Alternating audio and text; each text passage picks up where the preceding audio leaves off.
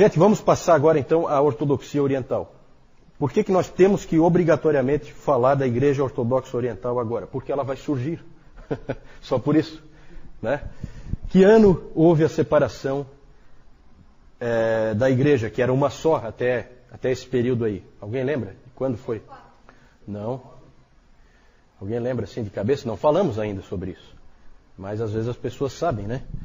Porque é o grande cisma entre a Igreja do Ocidente e a Igreja do Oriente. Isso foi no ano 1054, então é no fim aqui do nosso período. Certo? É claro que a coisa vai piorando ao longo do tempo, isso não acontece de repente. Certo? Todas as vezes que nós falamos da Igreja Oriental até agora, nós sempre nos referimos a ela como uma igreja só.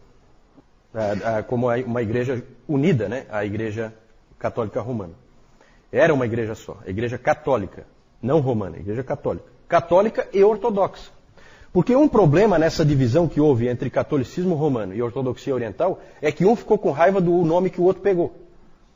Por quê? Porque os católicos não se consideram menos ortodoxos do que os orientais. E os orientais não se consideram menos católicos do que os romanos. Né? Então são nomes assim que cada um roubou para si e que realmente não faz muito sentido, porque na verdade católico não é adequado, porque você tem duas igrejas, não é uma igreja universal. E, na verdade, você tem até mais, porque tem aquelas outras, de outras divisões anteriores. E ortodoxa também não é adequado, porque a ortodoxa oriental não é a única que segue aquela ortodoxia dos concílios. Certo? Não, começou no Oriente, porque todos os concílios foram no Oriente. É interessante isso. É interessante que todos os concílios que valeram para a igreja como um todo, todos eles ocorreram no Oriente. Não sei porquê, né? Mas aconteceu assim, né? Começa já as diferenças entre esses dois lados começam gradativamente. E uma diferença básica é a diferença de língua. A igreja do Ocidente foi migrando para utilizar o latim e a igreja oriental permaneceu com o grego, né? Permaneceu com o grego. Então alguém já disse que os dois lados não conseguiam se entender porque eles não conseguiam se entender. Captaram? Né? Porque para os romanos parecia que os outros estavam falando grego. A igreja oriental, a igreja ortodoxa oriental, ela gosta de se intitular como a igreja dos 7 concílios. É fácil de lembrar dos 7 concílios, alguns nós vimos em detalhe. É fácil de lembrar o que eles trataram. Niceia e Constantinopla, os dois primeiros, trataram da Trindade, doutrina da Trindade. Principalmente, tem outras coisas subsidiárias, mas para a gente lembrar a principal coisa que foi definida ali, né? Os outros todos, Éfeso, Calcedônia, Constantinopla II, Constantinopla III, todos eles trataram da doutrina de Cristo. Lembram que eu falei que Calcedônia não resolveu, que no Oriente continuou a briga na questão das duas naturezas de Cristo, e aí toda hora tinha que convocar um outro concílio, porque não havia acordo, e só no Ocidente, de cara, isso eu falei também, de cara, a Calcedônia foi aceita no Ocidente. Né? Cristo tem duas naturezas, a natureza humana e a natureza divina, independentes na mesma pessoa. E, por último, o último concílio, Niceia II, em 787, tratou dos ícones. Depois nós vamos falar disso. E aí a gente tem uma primeira característica. A Igreja Oriental, ela se considera a Igreja dos 7 concílios porque eles são extremamente cuidadosos em nunca modificar nenhuma decisão de um concílio. Então essa é a primeira característica da Igreja Oriental. Gravem isso na cabeça. Ela não muda. Ela não muda nunca. Ela é sempre igual. Isso foi crescendo, eu já falei para vocês que eles achavam que os ocidentais pensavam demais, iam longe demais. Eles não, eles sempre defenderam o mistério, uma coisa assim, só que eles ficaram tão no mistério que não evoluíram mais nada. Então ela não muda, ela é sempre igual. Os teólogos da Igreja Oriental, todos os pais, ela compartilha com a Igreja Ocidental até Agostinho. Até Agostinho. Porque Agostinho é do Ocidente. A Igreja Oriental não reconhece Agostinho. Certo? Agostinho já é um teólogo do Ocidente. E ela, depois dos pais, ela teve os seus próprios teólogos, que foram influentes. Alguns são, eu vou citar alguns nomes aí, João Climacus, esse escreveu A Escada da Ascensão Divina, então é um indivíduo importante para os místicos. Mais tarde nós vamos falar dos místicos, do do cristianismo místico. Maximus, o confessor, também foi um nome importante. Mas o mais importante é esse que eu estou mostrando aí, que é o João Damasceno. João de Damasco. Por isso João Damasceno. Esse Damasceno é o cara que é de Damasco, da cidade de Damasco. Damasco, capital da... Hoje de manhã, da onde? Síria, exatamente. Antioquia fica na Síria também, mas não é a capital. A capital, Damasco. O Newton falou hoje de manhã do Naamã, né? Naamã, onde é que morava o Naamã? Em Damasco, na Síria. Então isso aí é uma cidade muito antiga, né? Que já existia lá nos tempos do Velho Testamento. João Damasceno, ele nasceu numa família cristã, viveu no 7º e 8º séculos, já sob a Síria já tomada por quem? Quando ele nasceu. A Síria já estava tomada pelos... O que vocês acham? Século VII ele nasceu, né? Final do século VII. Muçulmanos, exatamente, muçulmanos. Muçulmanos já tinham tomado, então ele nasceu, ele era cristão, ele era de uma família cristã, nasceu numa família cristã, mas num país muçulmano. E ele trabalhava no governo de Damasco, interessante. Só que ele foi corajoso o suficiente para escrever um livro contra o Islã. Vai ter coragem assim no outro lado. E ele chamava o Islã de a heresia ismaelita. Porque realmente quando você estuda um pouquinho mais a fundo o islamismo, você vê que ali tem elementos tremendamente fortes de judaísmo e de cristianismo. É uma mistura, uma salada, né? Vários dos profetas ali são profetas, são personagens do... Né? Ibrahim, quem é Ibrahim? Abraão, né? O próprio Jesus, Issa, né? É também um profeta deles lá. Então eles têm esses personagens aí que se sobrepõem aí ao judaísmo e ao cristianismo. Ele escreveu o livro mais importante desse cara, do João Damasceno, foi A Fé Ortodoxa. Esse livro é fundamental porque ele é a teologia sistemática da Igreja Ortodoxa Oriental. A fé ortodoxa. A fé ortodoxa. Na verdade, é a única teologia sistemática. Certo? Ele também escrevia hinos, esse João Damasceno.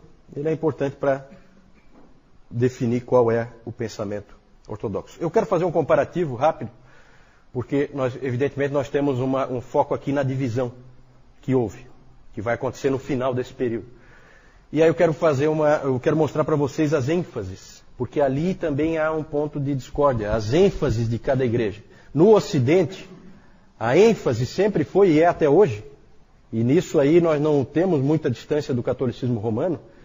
Nós, como protestantes, mostramos que somos sim ocidentais, porque as ênfases nossas são exatamente as mesmas do catolicismo romano. Pecado, graça, justificação e salvação. Só que a gente, evidentemente, trata isso tudo de uma maneira diferente, né? Muito mais bíblica, muito mais atrelada à palavra de Deus, do que o catolicismo romano. Mas a ênfase oriental é completamente diferente.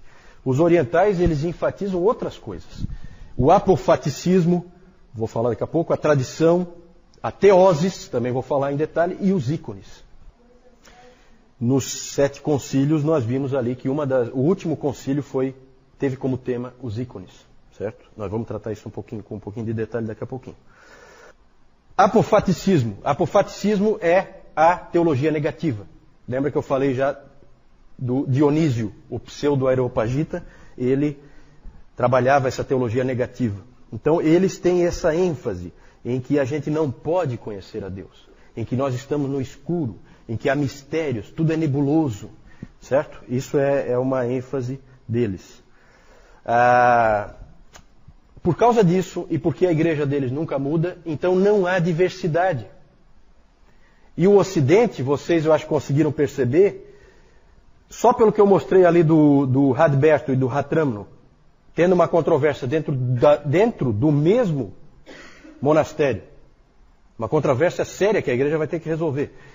E o Gottschalk, por exemplo, vindo trazer Agostinho de volta, e a igreja dando... Né? Então há uma diversidade gigantesca na igreja ocidental.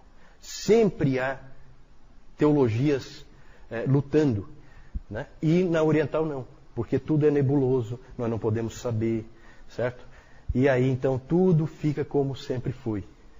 É bem diferente. Então, teologia negativa. ênfase no mistério e na sombra em vez da luz. Tradição.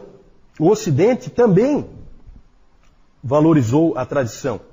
Só que, como eu acabei de falar, no Ocidente fica essa coisa, toda hora aparece alguém que questiona a tradição. E diz, não, isso não é assim, isso deveria ser assado. E vai aparecendo esse tipo de conflito. No Oriente, jamais. A tradição no Oriente é diferente. Para eles, a tradição nada mais é do que a voz do Espírito. E eles dizem que em cada um daqueles 7 concílios repetiu-se o Pentecostes. Por mais que houvesse problemas ali, dificuldades, por fim o Espírito Santo tomou conta daqueles homens e o que eles decidiram é a palavra do Espírito Santo. Então vejam que é uma ênfase completamente diferente que nós não temos aqui no Ocidente. Nem o catolicismo romano, nem o protestantismo. Certo? A tradição deles é diferente e está em pé de igualdade com as Escrituras. Claro que se é uma repetição do Pentecostes e é o Espírito Santo falando, evidentemente que o Espírito Santo escrevendo ou falando agora no concílio, dá no mesmo. Sendo ele, a autoridade é dele. Certo? Então é assim que eles veem. Alterar uma decisão dos concílios, então, seria como alterar as Escrituras para nós. E por isso eles não alteram. Entenderam? É fácil de entender, né? Se a gente estuda um pouquinho e a gente simplifica, assim como eu estou simplificando aqui, a gente começa a entender um pouco o porquê de cada coisa. Uma coisa está ligada na outra. Certo? Mas vejam que é completamente diferente. Né? Já dá para ver que mais cedo ou mais tarde ia dividir, ou já estava dividido. Essa que é a verdade, já estava dividido. Não formalmente, mas estava dividido, porque pensam totalmente diferente. A revelação não é somente pelas Escrituras e muito menos através do Papa. Eles não têm Papa. A revelação é por meio da Igreja. Eles sempre pensaram assim. É a Igreja. Teoses. O que é a teoses? Teoses é o meio de salvação para a ortodoxia oriental. Eles são salvos pela teoses. O que é a teose? O que quer dizer isso? Significa uma palavra que significa deificação. Deificação. Atanásio disse o seguinte, Atanásio é fundamental para a ortodoxia oriental, tá? Atanásio disse o seguinte, Deus se fez homem para que o homem pudesse tornar-se Deus.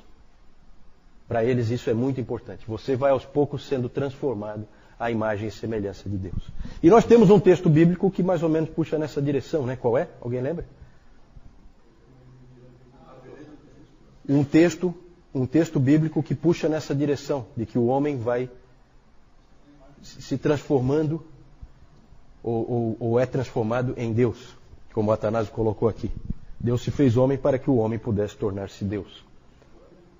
Não, é aquele do 2 Pedro 1,4. Né? Alguém abre aí para nós, 2 Pedro 1,4? Participantes da natureza divina. Lembra desse? Esse pedacinho, acho que a maioria lembra. Esse aí, eu achava que todo mundo conhecia, mas o Newton, não sei, vou ter que consultar o Newton para ver se todo mundo conhece. Não, só um minutinho, para pegar, né? Alguém achou aí? Denise, achou? Pelas quais nos têm sido doadas as suas preciosas e muito grandes promessas, para que por elas vos torneis coparticipantes da natureza divina, livrando-vos da corrupção das paixões que há no mundo. Vos torneis coparticipantes da natureza divina. Para eles essa é a salvação, é você se tornar coparticipante da natureza divina. Para o Ocidente isso aí soa estranho. O Ocidente não gosta muito dessa linguagem. Existem, claro, ideias parecidas, nós temos conceitos parecidos com esse, mas para nós soa um pouquinho herege essa maneira de falar. Né? Na verdade, eles têm um entendimento claro disso aí, mas para o ocidental soa estranho, soa como uma heresia. Há pessoas no Ocidente que constroem em cima dessa ideia, geralmente são místicos, mas não é bem aceita normalmente no Ocidente, ela tem uma certa resistência. No Oriente é praticamente o meio de salvação. Vou falar dos ícones. O uso dos ícones. O que são os ícones?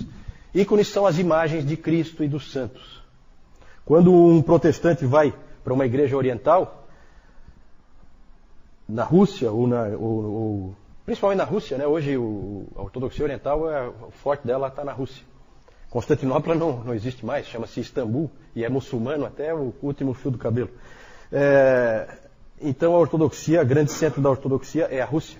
E o cara se assusta quando entra lá, porque é tanta imagem, e tanta pintura, e tanta estátua, que realmente assusta. Para eles é muito importante essas figuras, essas imagens, que são chamadas de ícones. Elas estão em todo lugar. Geralmente, no centro dos templos deles, há uma figura de Cristo, que é a mais central. E uma coisa interessante é que você dificilmente vai encontrar uma imagem de Cristo crucificado. Oi.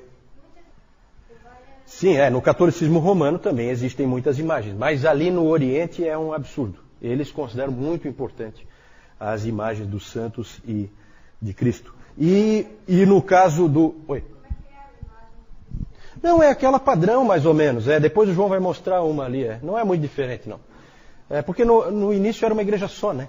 Aí depois é que vai... Né? Geralmente no centro, então, tem essa imagem e é diferente do Ocidente. No Ocidente costuma-se muito representar Cristo na cruz. Cristo crucificado. Raramente no Oriente você vai ver essa imagem. Ela não existe.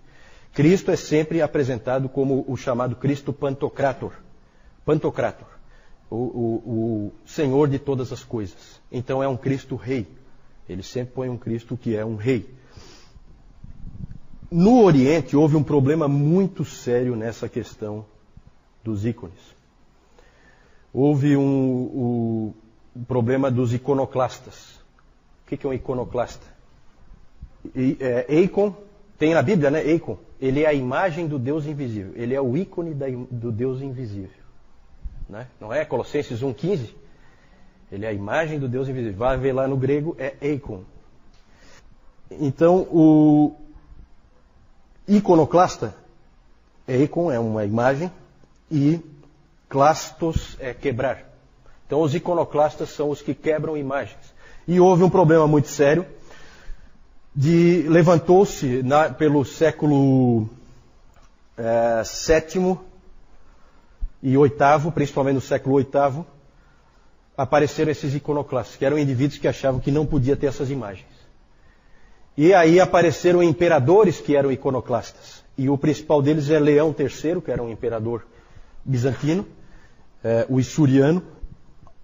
Ele, em 730, mais ou menos ali por 730, ele então mandou quebrar e destruir todas as imagens que havia. Na Oriental, na Igreja Oriental. Por que isso? Os historiadores estudam isso e eles dizem que os imperadores temiam o poder dos mosteiros. Os mosteiros eram muito poderosos. E eram eles que incentivavam a veneração das imagens, eram eles que faziam as imagens, eram eles que pintavam as figuras, então eles tinham tudo na mão. E aquilo dava poder para eles. Outra coisa que se imagina também que tenha provocado a iconoclastia, o ataque às imagens, pode ter sido, esse violento, né? Pode ter sido por causa da influência muçulmana, que os muçulmanos estavam ali muito perto, e muçulmano não tem imagem em hipótese alguma. Então os muçulmanos achavam aquilo ali, um povo, na verdade, um povo pagão, que tinha templos cheios de imagens, era assim que o muçulmano via o cristão. E aquilo ali era um mau testemunho, né, diante dos muçulmanos. E provavelmente também muitos encaravam aquilo como errado por mero erro teológico, porque a Bíblia não condena isso aí. Né? Então houve esse problema dos iconoclastas. Esse problema levou à convocação daquele concílio, o sétimo concílio, em 787, para resolver essa questão, para se decidir, pode ter os ícones ou não. Na verdade, gente, olha, teve muitos abusos aí. Só para citar um exemplo, o que começou a se fazer era se pegava uma imagem aqui no templo, então tem uma estátua ali de um santo qualquer, e se raspava um pouquinho da pintura dentro do cálice, do vinho, que é para energizar. Que ficava muito mais poderoso se tivesse aquela raspinha. Né? Então esse tipo de abuso, esse tipo de coisa, isso aí irritava muita gente. Vocês podem imaginar por quê. Então o clima estava ruim. Isso aí foi tudo no Oriente, tá? Nós tivemos no Ocidente também indivíduos que tentaram acabar com as imagens. O próprio Carlos Magno, ele procurou diminuir a influência das imagens. Ele achava que aquilo ali era uma coisa que não estava bom. Mas é difícil, eles tiveram dificuldade. Depois os protestantes tentaram, né? O Lutero, o Calvino, Lutero nem tanto, Lutero mais ou menos, Lutero uma boa parcela, mas se você vai numa igreja luterana, eles toleram melhor algumas imagens, principalmente da cruz e tal, né? O segundo concílio de Nicéia, então, como nós vimos, ele definiu a validade do uso dos ícones, como válidos, como bons. Ele colocou eles. Aí é aquela coisa, as coisas sempre pioram quando tem uma ação muito forte, ocorre uma reação muito forte. E aí eles colocaram os ícones em pé de igualdade com a palavra escrita. Certo? A palavra escrita é a revelação em palavras e a palavra nos ícones, a revelação nos ícones é a revelação em cores. Era assim que eles viam. E aí eles usaram de todo tipo de artimanha e estratégia, como é comum usar sofismas e esse tipo de coisa em teologia. Eles usaram argumentos contra os iconoclastas, dizendo que Jesus Cristo se fez homem e, portanto, é legítimo representá-lo na forma humana, e quem não o representa na forma humana pode ser acusado de docetismo. Docetismo era aquela heresia em que se dizia que Jesus não era verdadeiramente humano, certo? Então é uma estratégia, né? E o próprio João Damasceno foi importante para a defesa dos ícones. E os ícones ganharam uma importância muito grande. Quase que eles desaparecem, mas não desapareceram, acabaram ganhando força. Porque muitas vezes quando você persegue, você dá força. E foi exatamente o que aconteceu nessa questão dos ícones. São muito importantes na Igreja Oriental. E é claro que depois os teólogos tiveram que fazer uma ginástica para explicar a diferença entre adoração e veneração. Né? Os teólogos orientais tiveram o mesmo problema que o catolicismo romano tem. Como é que eu explico isso aí? E aí fazem todo um arrazoado que não convence ninguém, aí usam termos bonitos, adoração absoluta, que é só a Deus, e a adoração relativa, que é aos santos. Então, sabe, começa esse tipo de coisinha assim que não... Na verdade, todo esse posicionamento ignorou a Bíblia e ignorou o ensino dos pais. Os pais sempre associaram os ícones ao paganismo, certo? Então é aquela coisa, a tradição, mas na hora de pôr em prática não põe, né? É interessante essa observação. Na Escritura o Espírito Santo mandou não fazer, e daí no concílio de Nicéia 2 ele mandou fazer. Interessante. Vamos falar do problema, os ícones já falei, vamos falar do problema do grande cisma. Na verdade já havia aquela diferença de ênfases, que me parece que é bem forte, e aí começam assim os pequenos problemas. Um problema que sempre houve, desde Nicéia e Constantinopla, os dois primeiros concílios, foi a questão da primazia. Porque em Nicéia e em Constantinopla foi definido o seguinte, que a Igreja de Roma é a igreja mais importante, mas que Constantinopla é a nova Roma, porque o imperador foi para lá. Na verdade, vocês veem que no início todo o pensamento deles é que a importância da igreja tem a ver com a sede do império. Né? Aí depois vem o Leão I, espertalhão, e vem com essa história do Pedro, que não sei o que, Mateus 16, que é bíblico, não sei o que e tal, e se aproveita e acaba jogando lá. Por quê? Porque a sede do império não é mais ali. Agora nós temos que mudar o enredo. Certo? Senão Constantinopla passa a ser a nova igreja principal. E o que se dizia lá em Nicéia no primeiro concílio de Constantinopla, o que eles definiram lá foi que Constantinopla é a nova Roma, portanto tem igualdade com Roma. Roma não gostou nem um pouquinho. Achou essa interpretação totalmente errada. E aí começa o conflito da primazia. Né? Quem, afinal de contas, é o maior? Os concílios sempre diziam, não, pode ser uma questão de honra. Roma pode ter mais honra. Vamos dizer assim, é o mais honrado entre iguais, mas são iguais. Então esse foi um ponto que pegou, já houve um certo desentendimento nesse ponto aí. A gota d'água foi a controvérsia filioque. O que quer dizer filioque? Filioque significa do filho. Filioque, em latim, tá? A controvérsia filioque aconteceu porque o Papa Benedito VIII, ou Bento VIII, né? Agora tem que falar Bento, né?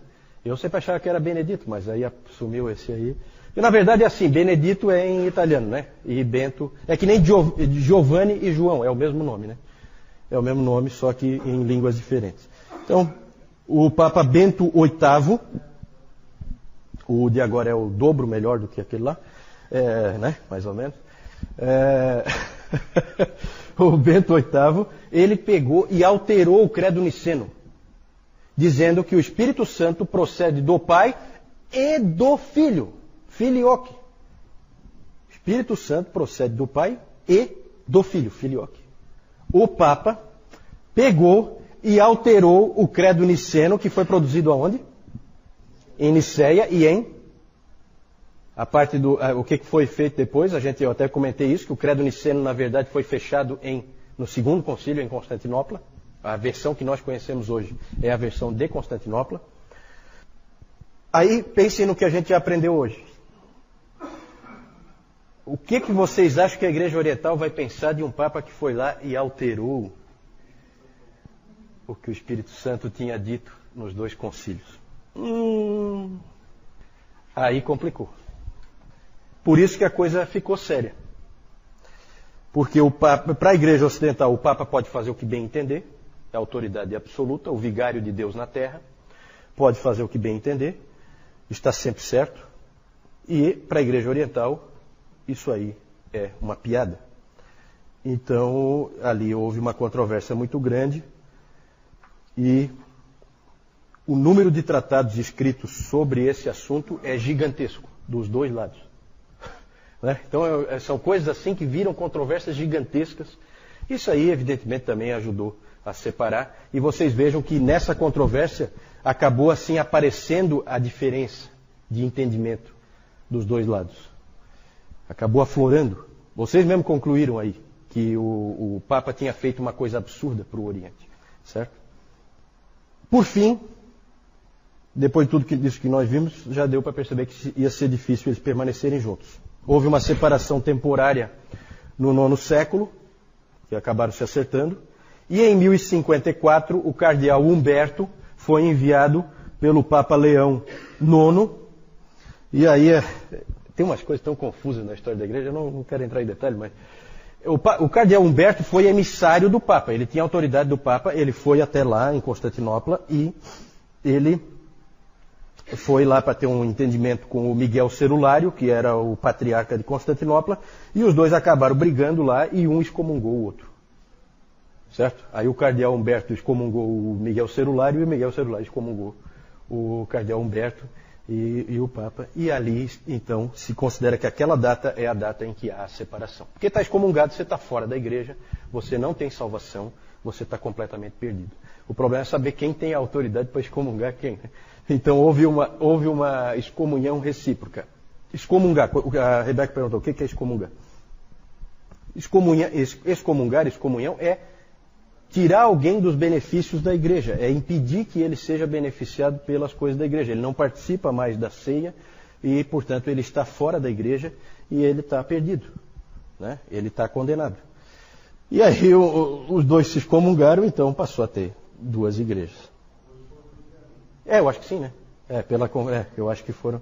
E o interessante é assim, né? Porque aí as coisas confusas, eu não queria entrar nisso, mas quando o cardeal Humberto chegou lá, o Papa Leão IX tinha morrido, mas ele não sabia.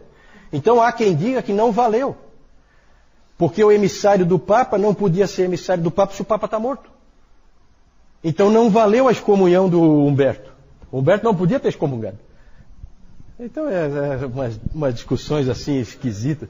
Uma coisa. Depois disso, gente, um monte de anátemas para todo lado. Isso é uma fraternidade, uma coisa bonita. Bonito isso. Né? Era anátema para todo lado, era bula papal detonando com os caras de Constantinopla, do outro lado vinha também. Olha, exemplo, né? Os anátemas só foram removidos em 1965. Olha só, gente. Olha só. Quase 1000 anos depois, os anátemas foram removidos. O cisma persiste até hoje. É claro que o ataque dos cruzados a Constantinopla, que nós vamos ver mais para frente, o ataque dos cruzados a Constantinopla foi o golpe final. Ali não teve mais jeito, não tinha mais como eles se entenderem. João. Aqui, como já está dizendo, nós temos a figura de João Damasceno, né? Ele que foi o que escreveu a fé ortodoxa, que é a teologia sistemática, foi a única que existiu lá daquele período oriental ali, né?